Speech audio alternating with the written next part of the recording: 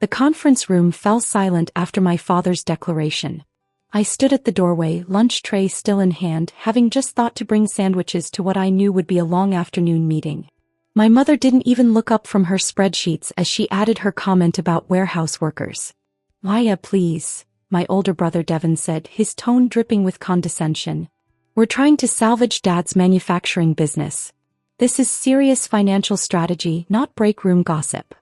I nodded quietly and backed out, closing the door behind me. Through the frosted glass, I could see their silhouettes hunched over documents, voices rising in what sounded like panic. My father's company, Sterling Manufacturing, had been hemorrhaging money for 18 months. I knew the details, all of them, but they'd made it abundantly clear over the years that my input wasn't welcome. "Still bringing them food?" asked Rita, our longtime receptionist, as I passed her desk. "Honey, when are you going to stop letting them treat you like the help?" "It's fine, Rita," I said, setting the tray on her desk. "Want a sandwich?" She shook her head, her expression sympathetic. Rita had been with Sterling Manufacturing for 23 years. She'd watched me grow up in these offices, first as the youngest child trailing behind my successful siblings, then as the family disappointment who'd chosen to work in the warehouse instead of getting an MBA like Devon and my sister Veronica. What Rita didn't know, what none of them knew, was that I'd done far more than just get an MBA. But that was information I kept carefully guarded, just like I'd guarded it for the past 7 years. I headed down to the warehouse floor, where I officially spent my days as an inventory logistics coordinator. It was honest work and I genuinely enjoyed it. The warehouse staff respected me because I actually did my job well, never pulling rank or acting like I was above the work. I knew every product line, every supplier, every shipping route. I'd optimized our inventory system twice in the past 3 years, cutting overhead by 17%. My family had barely noticed. Devon took credit for the improvements in his quarterly reports to Dad. "Hey Maya," called out Jerome, our warehouse supervisor. "Got a minute? The new scanning system is doing that weird thing again." I spent the next hour troubleshooting the software, my mind only partially on the task. The other part was running calculations about my family's business crisis. I'd seen the real numbers, not the sanitized versions they discussed in their meetings, but the actual financial statements. Sterling Manufacturing was 30 days from insolvency. They didn't know I'd seen those numbers. They definitely didn't know I was the reason they'd gotten an emergency meeting with Cascade Investment Group, one of the most exclusive private equity firms on the West Coast. My phone buzzed. A text from my mother. "Family dinner tonight. 7 p.m. Your father wants everyone there." No, please.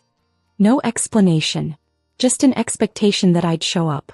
I arrived at my parents' house that evening to find the circular driveway crowded with cars. Devon's new Mercedes, Veronica's Tesla, and several vehicles I didn't recognize. Through the large windows I could see people in business attire mingling with drinks. This wasn't a family dinner. This was a business event.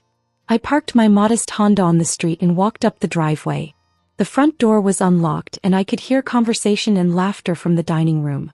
As I entered, the scene became clear. My parents were hosting their potential investors, trying to wine and dine their way into a bailout. "Paya." My mother's voice cut through the chatter. She rushed over, her smile tight and artificial. "There you are. Could you help Sonia in the kitchen? We're running behind on the appetizers." Not join us. Not meet our guests. Just an immediate delegation to kitchen duty. "Of course," I said quietly. Sonia, our parents' longtime housekeeper, looked mortified when I entered the kitchen. "Miss Maya, you shouldn't be helping. Your family." "It's okay, Sonia. What do you need?" We worked in companionable silence, arranging canapes and filling champagne flutes. Through the serving window I could observe the gathering. My father was holding court with 3 men in expensive suits, his laugh too loud, his gestures too expansive. Devon stood beside him, nodding eagerly at everything the men said. Veronica was charming, a woman with severe glasses and an tablet, probably an analyst. "Your father is very stressed," Sonia whispered. "I heard him on the phone this morning. Something about a Monday deadline." I nodded. Monday was when the investment committee would vote on whether to approve emergency funding for Sterling Manufacturing. My father needed $94 million to restructure debt, update equipment and cover operational shortfalls. Without it, the company would begin bankruptcy proceedings by the end of the month. Paya. Devon appeared in the kitchen doorway. We need more ice. Can you run to the store? There's ice in the garage freezer, I said. That's not enough. We need the good ice. The clear kind. There's a specialty store about 20 minutes away.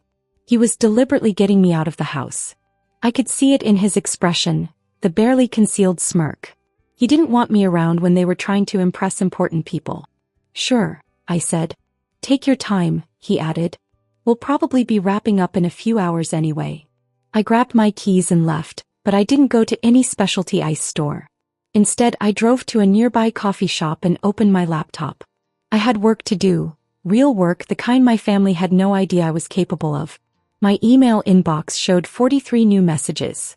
I sorted through them quickly, responding to the urgent ones. Most were routine matters related to my actual career, the one I'd been building quietly for 7 years while my family thought I was just a warehouse worker content with an hourly wage. One email made me pause. It was from Richard Chin, senior partner at Cascade Investment Group. Maya committee meeting moved to Sunday evening, 8 p.m. They want to accelerate the timeline. Can you join via video conference? Your perspective on the operational realities would be valuable. Richard. I checked my watch. It was currently 7:47 p.m. on Sunday evening. I typed back quickly, in transit. We'll call in from car if needed. What's the situation? His response came within seconds. Family made presentation this afternoon. Numbers don't match our due diligence findings. Multiple discrepancies in operational efficiency claims. Need your input before vote. Of course, Devon had fudged the numbers. He'd been doing it for years, padding his contributions and hiding problems. Our father either didn't notice or didn't care, too proud of his successful son to look too closely. I called Richard from the coffee shop parking lot. Maya, thank you for getting on so quickly. Richard's voice was crisp and professional. I'm here with the investment committee. We've just finished reviewing Sterling Manufacturing's pitch and we have concerns. What kind of concerns? I asked, though I could guess. They're claiming a 32% improvement in logistics efficiency over the past 3 years, attributing it to new management strategies implemented by Devon Sterling. However, our operational audit shows the improvements were actually systemic changes to inventory software and shipping protocols. The documentation we found suggests these changes were designed and implemented by someone else entirely. The signature on the internal memos is illegible, but it's definitely not Devon Sterling's. What do you need from me, Richard? The truth. Did Devon Sterling create these efficiency improvements?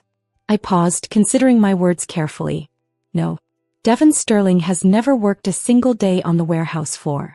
He doesn't understand our inventory system well enough to optimize it. The improvements came from analyzing 3 years of shipping data, identifying bottlenecks, and implementing targeted software solutions. Devon wrote reports about the improvements after they were already working. Who designed these solutions, Maya? I did. There was a long pause. I could hear muffled voices in the background, the committee members conferring. Richard came back on the line. Maya, we need to ask you some direct questions about Sterling Manufacturing's operations. Your family's presentation painted a very different picture than what we're seeing in the actual operational data. Before we commit $94 million, we need to understand what we're really investing in. For the next 40 minutes, I answered their questions. I explained the real state of Sterling Manufacturing's operations, the genuine improvements versus the fabricated claims, the actual challenges versus the minimized problems. I laid out the truth systematically and without emotion, backed by data I'd been quietly collecting for years. This is remarkable, said a woman's voice I didn't recognize. Miss Sterling, your analysis is more thorough than what we received from your family's entire management team. Why aren't you in a leadership position at the company? That's not a decision I've been invited to participate in, I said simply. More muffled conferring. Richard came back. Maya, the committee is requesting your presence at the final approval meeting tomorrow, 2 p.m. at our downtown office. Your family will be there to receive our decision. We'd like you there as well. I'm not sure that's... It's not a request, Maya. It's a condition of our continued consideration. If you're not there, we're walking away from the deal. I closed my eyes. This was it, the moment where everything would come out. I'll be there. Good. And Maya? Come prepared to discuss your actual role in this company's operations. The committee has some questions about the structure we're being asked to invest in. I sat in my car for a long time after the call ended, watching the evening shoppers come and go from the coffee shop. My phone buzzed with a text from my mother. Where are you? Party's over. Your father wants to know why you never came back with the ice. I didn't respond. The next morning, I dressed carefully for the investment meeting.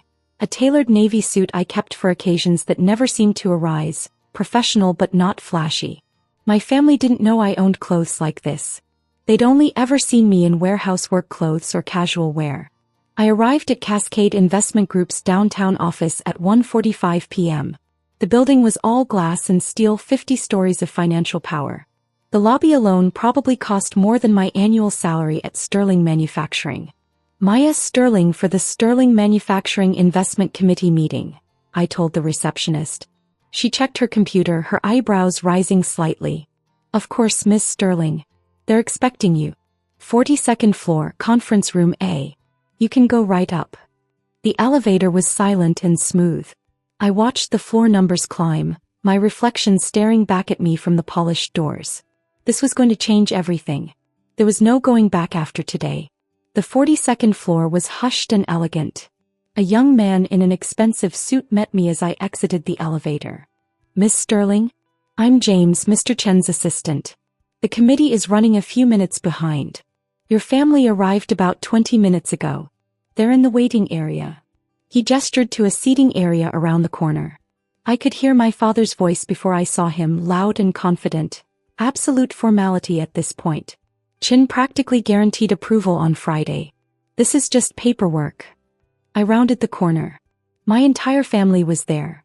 Mom, Dad, Devon, and Veronica. All dressed in their best business attire, radiating confidence. They were winners on the verge of victory, about to save the family company through sheer force of will and business acumen. They saw me and the tableau froze. Maya? My mother said, her voice sharp with confusion. What are you doing here? And why are you dressed like that? I was invited, I said quietly, taking a seat across from them. Invited? Devon laughed. Maya, this is a major investment negotiation. Not a warehouse logistics meeting. I'm aware. My father leaned forward, his expression darkening. Maya, if this is some kind of joke, it's not funny. We're about to close on a $94 million funding package. I don't know what you think you're doing here, but... Mr. Sterling? James interrupted smoothly. The committee is ready for you now. All of you. Please follow me. The conference room was intimidating. A massive table, leather chairs, and a wall of windows overlooking the city.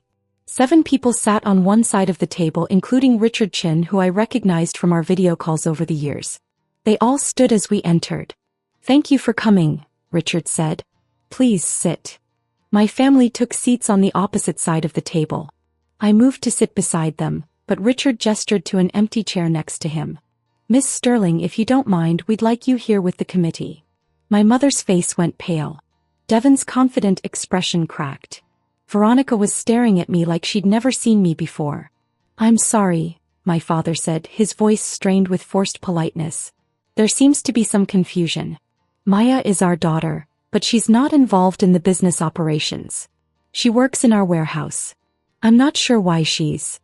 Mr. Sterling, Richard interrupted, his voice professional but firm. We're fully aware of where your daughter works. We're also aware that she's the primary architect of every significant operational improvement your company has achieved in the past 7 years. The improvements you and your son have been taking credit for. The silence was absolute. Richard continued, opening a folder. Maya Sterling, MBA from Stanford, graduated top 5% of her class.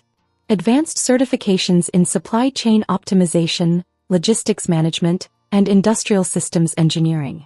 She's published 3 papers in peer-reviewed journals on manufacturing efficiency. And for the past 7 years, while working an hourly position in your warehouse, she's been quietly fixing every operational problem your management team has either caused or ignored. He slid documents across the table. Printed emails, system design documents, implementation plans. All of them marked with my signatures, my employee ID, my detailed notes. These are just samples, Richard said. We have hundreds of pages of documentation proving that Maya Sterling is the only reason your company has remained functional enough to even qualify for investment consideration. My father was staring at the documents like they were written in a foreign language. Devon had gone from red to white to red again. My mother's hands were shaking. Furthermore, Richard continued, and now his voice had an edge to it, your son Devon has been systematically taking credit for Maya's work in official reports for the past 4 years. He's claimed personal responsibility for efficiency improvements he didn't design, cost savings he didn't create, and operational innovations he doesn't understand. That's fraud, Mr. Sterling. Fraud that you've apparently been complicit in either through ignorance or intention. Now wait just a minute. My father started to rise from his chair. Sit down, said the woman to Richard's left. Her nameplate read Sandra Liu, Managing Director. Her voice was ice. We've invested 6 weeks and considerable resources into due diligence on your company, Mr. Sterling. What we've discovered is that you've built your pitch around the competence of a management team that has demonstrably failed at every level. The only person in your organization who has shown consistent competence is the one person you've deliberately kept out of any leadership role. She looked directly at me.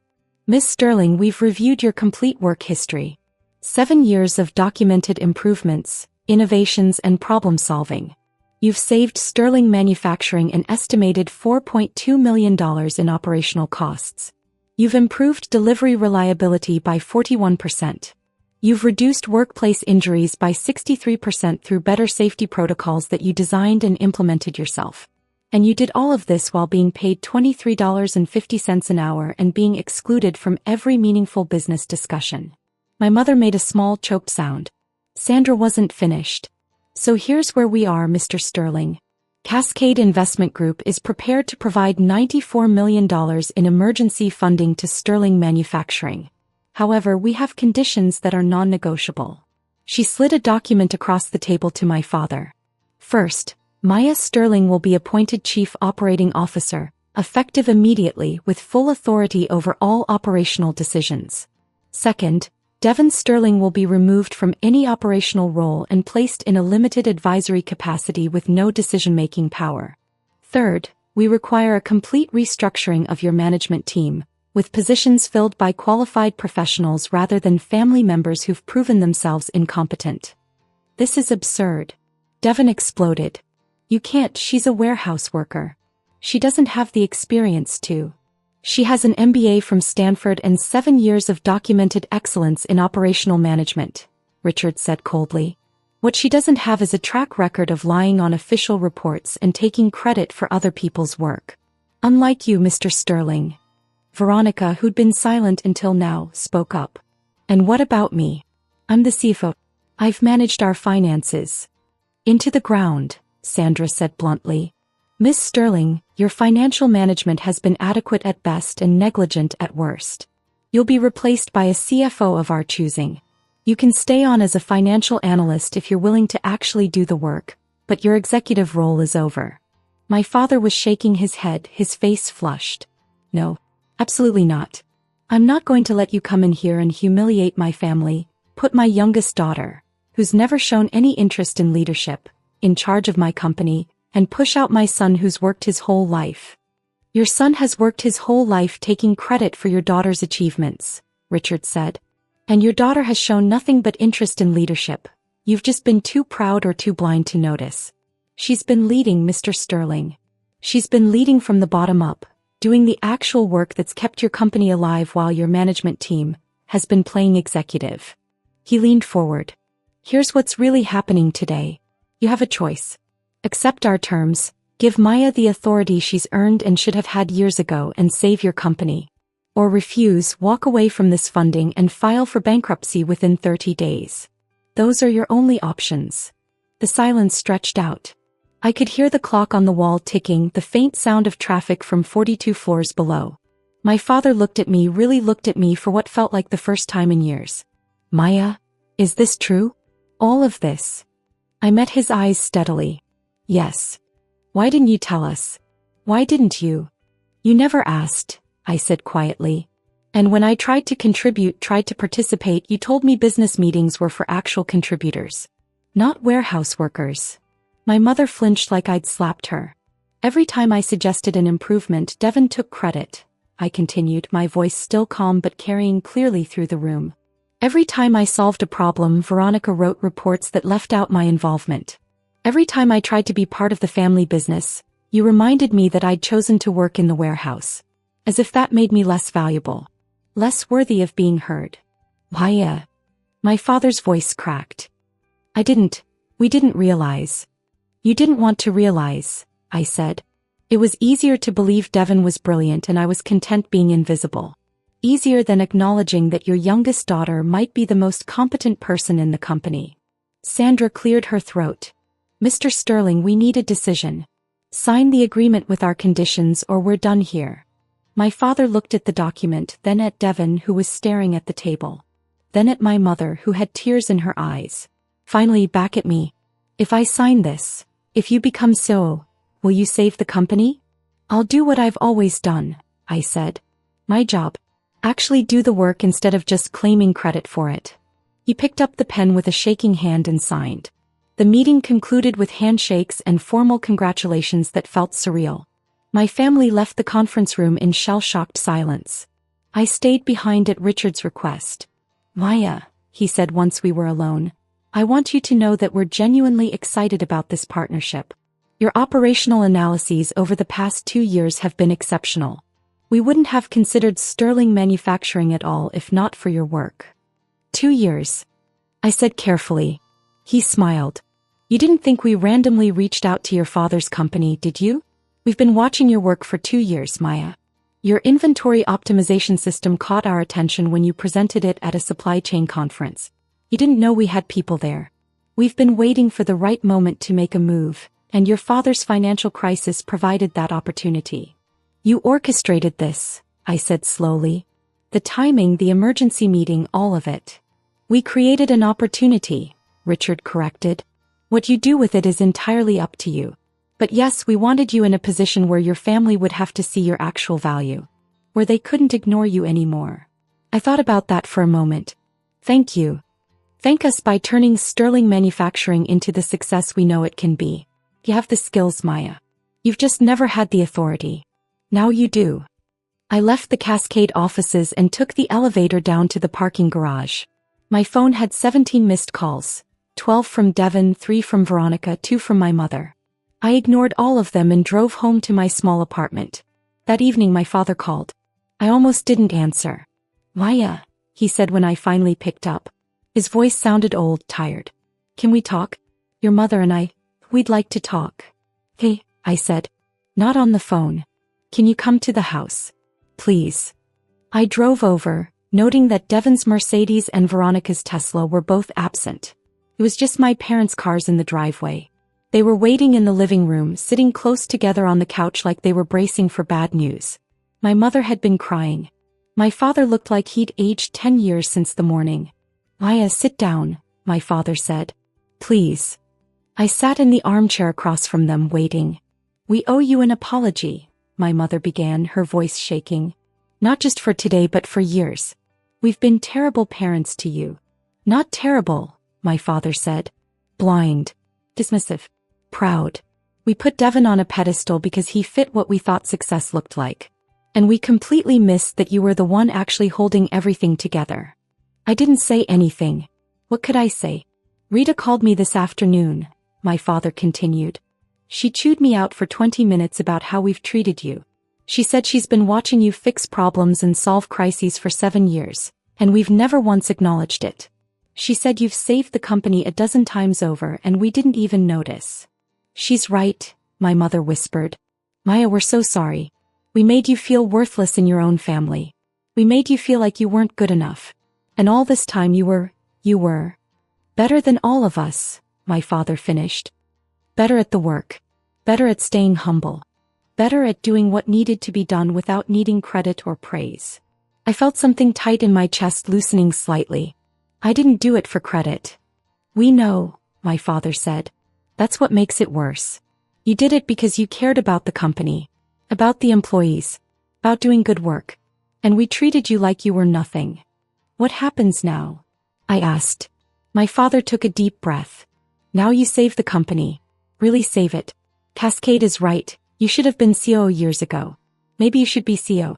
I clearly don't know what I'm doing anymore. I don't want to be CO, I said. But I do want to be respected. I want to be heard when I speak. I want my work acknowledged, not stolen. Can you do that? Yes, they both said simultaneously. What about Devon? I asked. My father's face hardened. Devon and I had a very difficult conversation this afternoon. He's taking a leave of absence from the company. When he comes back, if he comes back, it will be in a junior position where he can actually learn the business instead of just pretending he knows it. He has a lot of growing up to do. And Veronica?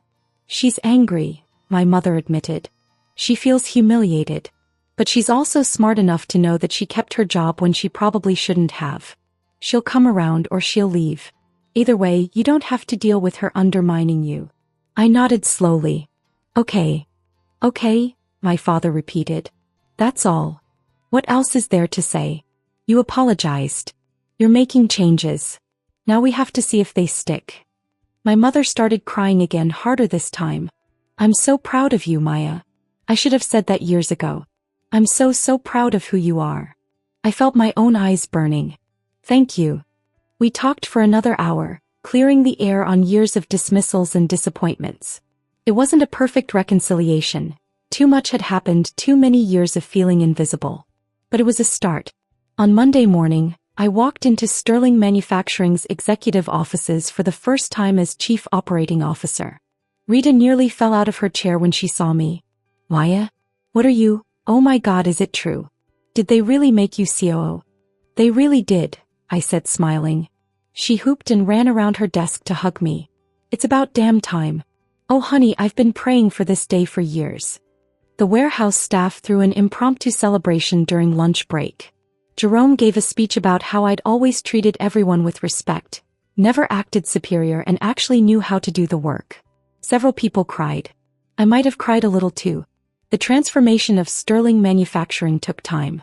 I spent my first month as COO systematically documenting every operational process, identifying inefficiencies, and implementing evidence-based solutions. I promoted 3 warehouse workers to management positions because they demonstrated competence and leadership.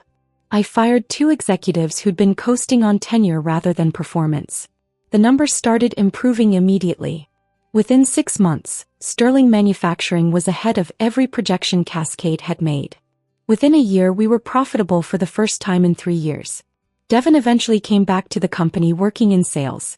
He was better at it than he'd ever been at operations, and he was humble enough now to admit when he didn't know something. We weren't close, but we were civil. Veronica left after 8 months to take a CFO position at another company. We wished her well. She's apparently doing fine there. My parents and I rebuilt our relationship slowly. Trust doesn't come back overnight, but they made genuine efforts to see me, really see me, and to value my contributions. My father started asking my opinion in meetings and actually listening. My mother stopped making comments about my clothes or my choices. 2 years after becoming COO, Richard Chin called me. Maya, we're impressed with Sterling Manufacturing's turnaround. The board wants to discuss acquisition opportunities. Are you interested in exploring expansion? Send me the details, I said. I'll review them with my team. People I'd hired, trained, and empowered. People who were competent and dedicated and actually did the work. Richard laughed. You've come a long way from the woman who was just bringing sandwiches to meetings. No, I said quietly. I was always this person. People just needed to stop assuming otherwise. I hung up and looked out my office window at the warehouse floor below. Workers were loading trucks, moving inventory, doing the essential work that kept everything running. Real work. Important work. The kind of work I'd never been ashamed of, even when my family thought I should be. My phone buzzed with a text from my father. Dinner tonight? Your mother wants to celebrate your Forbes profile coming out. I smiled. The Forbes article had been unexpected. 30 under 40 manufacturing leaders to watch. They'd interviewed me about turning around a failing family business while working from the warehouse floor up. The profile was titled, "The COO Who Fixed Everything While Everyone Else Took Credit." I texted back, I'll be there. Some stories take years to unfold. Some power reveals happen slowly in boardrooms and balance sheets rather than dramatic confrontations. But the ending is the same. Truth comes out, competence rises, and the people who did the real work finally get recognized. I'd spent 7 years being invisible, dismissed, and underestimated. Now I was exactly where I'd always deserved to be, leading the company I'd been saving all along. And my family finally understood what it cost them to refuse to see me.